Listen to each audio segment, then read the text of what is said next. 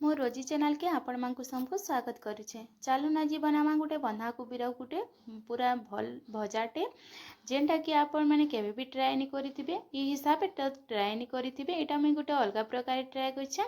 सेतरा एटा बंधाकोबीटा देखुन एटा नहीं गली आ से पतर पतर भलियाटा के सब मुई काढ़ी देछे। एटा आ जेन मोटा अंशटा थिला सेटा के चकुरे काढ़ी देछे। सेटा यूज नहीं करा है।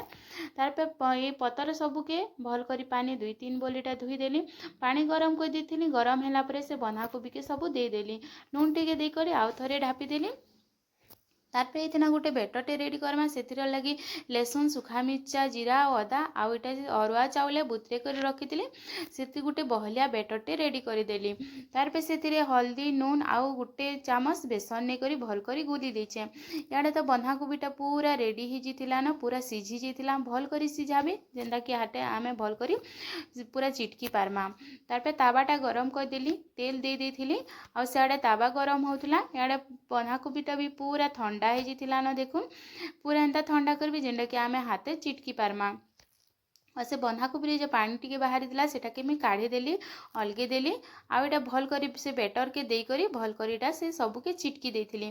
तारपे आमे पिठा आ चकिल जेनता बनासु से हिसाब से तावारे दे देमा देखुन सबु आड़े एटा मुई दे देली आ फ्लेम के सिम रे रखीदेमा। एटा भल करी देखुन दे देमा। तारपे गुटे साइड पूरा लाल हो गला एंता उल्टे पुल्टे दउथुमा गोटे पूरा दुही साइड पूरा लाल हो जिबा बेले आम रेडी हो जिबा बंधाकोबीर भजा। देखुन केते बढ़िया होइछे देखबार के जेतकी सुंदर दिसछे खाइबार के भी एतकी ही टेस्टी है। आपण माने इताके घरे निश्चय थरे ट्राए करू बहुत भल लागसी। और इताके आमे तो साधा माने टिफिन हिसाब भी खाई पारमा और भाते भी खाई पारमा। रहेली।